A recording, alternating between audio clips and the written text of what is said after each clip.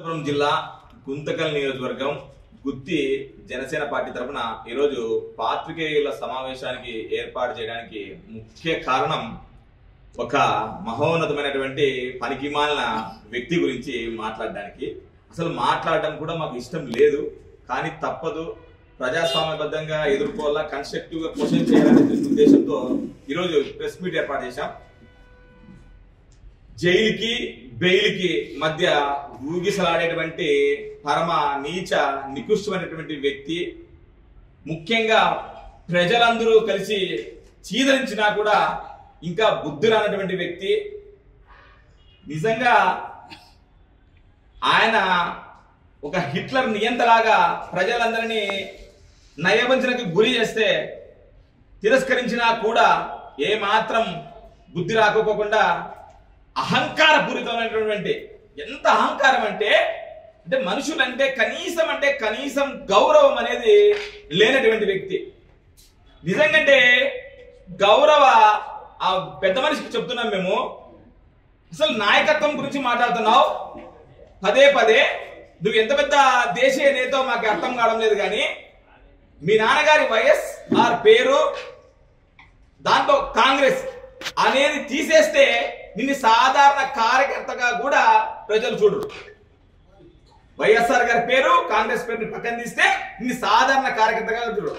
ఎటువంటి God father లేకోకుండా ప్రజలకి సేవ చేయాలనేటువంటి ఉద్దేశంతో, సామాజిక బాధ్యతతో గెలిచినా ఓడినా అలుపెరగని పోరాటం చేసి సుమారు కంటే 10 సంవత్సరాలు గెలిచిన ఒక ఎమ్మెల్యే ఉన్నా లేకోకున్నా ప్రజల మధ్యనే నిత్యం ఉంటూ ప్రజల గురించి పోరాటాలు చేస్తూ, నిజంగా నువ్వు 175 కంటెస్ట్ చేస్తే నీకు 11 గెలుపోవటముల మధ్యలో మేము ఉంటూ అద్భుతమైనటువంటి పోరాటంతో ఈ రోజు ఒక అద్భుతమైన నాయకత్వంతో ముందుకు వస్తే ప్రజలు నిలబడితే 21కి 21.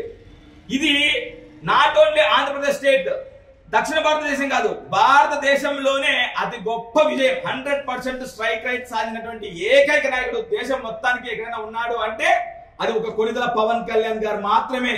అది రాబోయే రోజుల్లో పొలిటికల్ సైన్స్ లో ఒక కేస్ స్టడీ కూడా బాగా గుర్తు తెచ్చుకో. అలాంటి ఒక అద్భుతమైనటువంటి నాయకుడి గురించి నువ్వు మాట్లాడేటువంటి అహంకారపడుతున్నటువంటి మాటల్ని మేము తీవ్రంగా ఖండిస్తున్నాం. మా మనోభావాల్ని మమ్మల్ని రెచ్చగొట్టేలాగా నువ్వు మాట్లాడుతున్నావు. అసలు నాయకత్వం గురించి మాట్లాడుతున్నావు.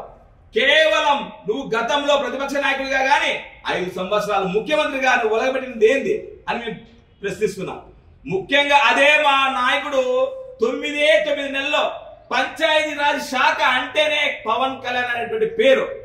దేశంలోనే కనీవిని రీతిలో 13,300 పైగా ఒకటే రోజు గ్రామ సభలను ఏర్పాటు చేసి గిన్నీస్ బుక్కే మా నాయకుడు నాయకత్వం గురించి హర్షించింది. అసలు మా నాయకుడితో నీకు పోటీనా? మా నాయకుడు ఎలా పనిచేస్తున్నారో తెలుసా? మా నాయకుడు కొణిదెల పవన్ కళ్యాణ్ గారు 13,000 గ్రామ సభలు పెడితే దానికి పోటీగా ఆరోగ్యకరమైనటువంటి వాతావరణంలో శ్రీ నారా లోకేష్ గారు 44,000 పండుగలు పెడతారు. ఏ రోజైనా అట్లాంటి ఆరోగ్యకరమైన వాతావరణంలో పనిచేసిన దాఖలాలు వైఎస్ఆర్సీపీ గవర్నమెంట్ లో ఉన్నాయా అని మేము ప్రశ్నిస్తున్నాం. దిగ్గునైనటువంటి ప్రజలన్నీ ఇవన్నీ గమనించారు కాబట్టి ఇలాంటి అహంకారపూరితమైనటువంటి వ్యక్తిని ఖచ్చితంగా హతపాతాలని తొక్కాలని చెప్పి మా నాయకుడి మాటను అనుసరిస్తూ నీకు ఇచ్చినటువంటి మ్యాండేట్ 11. మీరు ఇలాగే మాట్లాడితే ఇంకా ఒక గొప్ప విషయం చెప్పాలా, నిన్నటి నుంచి నాకు ఫోన్స్ ఉన్నాయి. గౌరవ వైసీపీ మిత్రులు కూడా చీదరించుకోవడానికి అట్లే చామా ఇట్లాంటి నాయకుడిని నాయకత్వంలోనా మేము పనిచేస్తాండేది, ఇట్లాంటి వ్యక్తితోనా మేము పనిచేస్తాండేది, ఇంత తప్పగా నువ్వు అవునన్నా కాదన్నా రాజ్యాంగబద్ధంగా ఈరోజు కొణిదెల పవన్ కళ్యాణ్ ఆంధ్రప్రదేశ్ ఉప ముఖ్యమంత్రి. నువ్వు మర్చిపోతున్నావేమో, ఆంధ్రప్రదేశ్ ఉప ముఖ్యమంత్రి. అలా తప్ప మెజార్టీ కాదు, 70,000 పైచులకు మెజార్టీ తగ్గించినటువంటి వ్యక్తి. గెలుపోవటములు సహజం, ఖచ్చితంగా అంటే గెలిపే అనుకుంటే ఇందిరాగాంధీ కూడా ఓడిపోయింది. అవి కాదు, ప్రజాస్వామ్యబద్ధంగా ప్రజల చేత ప్రజలతో ఎన్నుకోబడినటువంటి ప్రజాస్వామ్యబద్ధ దేశంలో ఉన్నావు. నీ అహంకారపూరితమైనటువంటి మాటలు మాట్లాడడం వల్ల నిన్ను అనుసరిస్తున్న నాయకులు కూడా తక్కువ చేయొద్దు మిస్టర్ జగన్మోహన్ రెడ్డి గారు అని చెప్పి తెలియజేసుకుంటూ, నువ్వేదో గౌరవమైనటువంటి వ్యక్తి అని చెప్పి ఫీల్ అవుతున్నావు. నువ్వు ఏదో దేశీయ నేత అని చెప్పి అసలు దేశీయ నేత ఎవరు తెలిసినా 3 సార్లు ప్రధానమంత్రి అయినటువంటి భారత జాతి ముద్దుబిడ్డ నరేంద్ర మోడీనే గర్వించదగ్గ నాయకుడు ఎవరప్ప అంటే పవన్ కళ్యాణ్. వేరే అది అక్కడ ఉండేది ఆంధీ కాదు, తుఫాన్ అన్నాడు. తెలుసా? గాలి కాదు తుఫాన్ అది అని చెప్పి. అలాంటి దేశీయ నేతే మా నాయకుడి ప్రశంసించాడు. నువ్వెంత, నీ బతుకెంత జగన్మోహన్ రెడ్డి గారు? గాలి మాటలు మాట్లాడి మమ్మల్ని రెచ్చగొట్టి ప్రజల్ని మభ్యపరిచి మీ గౌరవ నాయకుల్ని రాంగ్ డైరెక్షన్ లో పెట్టి మరీ ప్రజాస్వామ్యాన్ని ఏదో కూనీ చేద్దామని చెప్పి అనుకుంటున్నామేమో. మేము మీకు ఇప్పటికైనా ఇంకోసారి తెలియజేస్తాను ఏంటంటే, మీరు గౌరవ తల్లిని చెల్లిని గౌరవించినటువంటి వ్యక్తి. మీరు మా గురించి మాట్లాడుతున్నారు. మళ్ళా మా గౌరవ భాగ్యం కాకపోతే మళ్ళా మేము ప్రెస్ మీట్ పెట్టి మీకు కౌంటర్ ఇవ్వాలా? నిజంగా సిగ్గుచేటుగా అది భావిస్తూ మేమే తలదించుకుంటున్నాం మీకు ప్రెస్ మీట్ ఇస్తానని దానికి. ఏది ఏమైనా తల్లిని చెల్లిని గౌరవించినటువంటి వ్యక్తి ఎంత అహంకారపూరితమైనటువంటి వ్యక్తి అనేది గౌరవ ప్రజలందరూ గమనించాలా. రాబోయే రోజుల్లో ఇంకా తగిన బుద్ధి చెప్పాలని చెప్పుకుంటూ, మేము ముఖ్యంగా వైఎస్ఆర్సీపీలో ఉన్నటువంటి నాయకులు కూడా చాలా మంచి నాయకులు ఉన్నారు. మాకు వాళ్ళ పట్ల చాలా గౌరవం ఉంది. వాళ్ళ గౌరవాన్ని తగ్గించేటువంటి నాయకులు మీకు చెప్తున్నాము. ఆ నాయకుల్ని వదిలిపెట్టి లక్షణంగా ప్రజాసేవ పరమావధిగా భావించే వ్యక్తులు కూడా ఉన్నారు. అక్కడ కూడా వెల్కమ్ చెప్తున్నాం. ఈ రోజు నుంచి మా పార్టీలోకి రాండి.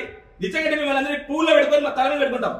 ప్రజాసేవ చేయాలనుకునేటువంటి ఏ నాయకుడైనా రాండి అని చెప్పి తెలుపుకుంటూ, ఏది ఏమైనా కనీసం గతంలో నువ్వు సుప్రీంకోర్టుకి గౌరవించినడు కాదని చెప్పి మాకు తెలుసు. పాత్రికేయులకు అసలు ప్రెస్ మీట్ ఇచ్చినట్టు కాదని మాకు తెలుసు. ఈ రోజు ఏదో నువ్వు ప్రెస్ మీట్కి వచ్చి పాత్రికేయుల్ని ప్రజలను తెలిసినట్టుగా నువ్వు మాట్లాడుతున్నావు. పాత్రికేయులే చీరించుకున్నారు నీ గురించి. అసలు ఎవరు ఏ డిపార్ట్మెంట్ నిధులు బాధపడిందా? చివరిగా ఈ గౌరవ వ్యక్తికి తెలియజేస్తున్నది ఏంటంటే, ఎందుకంటే ఇప్పటికి ఇంకా గౌరవం ఏంటంటే మా సంస్కారం అది. నువ్వు మమ్మల్ని మా నాయకుడిని వ్యక్తిత్వ హననం చేసినా కూడా ఎందుకు మాట్లాడుతున్నాము అబ్బా అంటే, నువ్వు ఒక మానవ జాతి, మేము మానవ జాతి అని చెప్పి మేము ఆధునిక సమాజంలో లేము, సభ్య సమాజంలో ఉన్నాం. నీలాగా సభ్య సమాజం తలదించుకునేటువంటి మాటలు మాట్లాడడం ఖచ్చితంగా అంటే గౌరవప్రదమైనటువంటి భాషతోనే కన్స్ట్రక్టివ్ గా మాట్లాడతాం. మీరు కూడా రాబోయే రోజుల్లో కన్స్ట్రక్టివ్ గా మాట్లాడితే సరే చేతనైతే ఏదో ఒకటి ఇప్పటికైనా పులివెందుల ఎమ్మెల్యేగా కొనసాగుతున్నారు. అసెంబ్లీకి వచ్చి ప్రజల పక్షాన మాట్లాడి మరి ప్రజల మనసును చొరవనే విధంగా ముందుకు పోవాలి. కానీ ఇట్లాంటి అహంకారపూరితమైనటువంటి మాటలు మాట్లాడి రాబోయే రోజుల్లో ఇంకా పలచన చులకన కాకూడదని చెప్పి గౌరవంగా విన్నపించుకుంటూ ఈ అద్భుతమైనటువంటి అవకాశం ఇచ్చినటువంటి నా నాయకుడు శ్రీ కొదల పవన్ కళ్యాణ్ గారికి జయజయలు తెలుపుతున్నాను. మరీ ముఖ్యంగా అందరికీ చివరిగా ఆవిర్భావ దినోత్సవం మా పండుగ పోరాటంలో ఎంతో మంది జన సైనికులు మా ఇంటి వచ్చారు. ఖచ్చితంగా అంటే ఆనందం ఉత్సవంలో కూడా రావాలని చెప్పి మార్చి 14 అందరూ కలుద్దాం. మా నాయకుడు ఆ సభా వేదికగా ఎన్నో గొప్ప తీర్మానాలు చేస్తూ ప్రజలకు ఉపయోగపడేటువంటి తీర్మానాలు చేస్తూ ముఖ్యంగా ఇలాంటి చండాలపైనటువంటి నాయకులకు కూడా అద్భుతమైనటువంటి సమాధానం చెప్పేదని ఆ ప్రసంగాన్ని వినడానికి వెళ్దామని గౌరవ గుంతకల్ నియోజకవర్గంలోని జన సైనికులకు వీర మహిళలకు అందరికీ ఇక్కడ నుంచి ఆహ్వానం పడుతున్నాం. మా మీడియా మిత్రుల ద్వారా ఖచ్చితంగా వచ్చి విజయవంతం చేయాలని చెప్పి వినవించుకుంటూ థ్యాంక్ యూ. జై జనసేన, జై హింద్.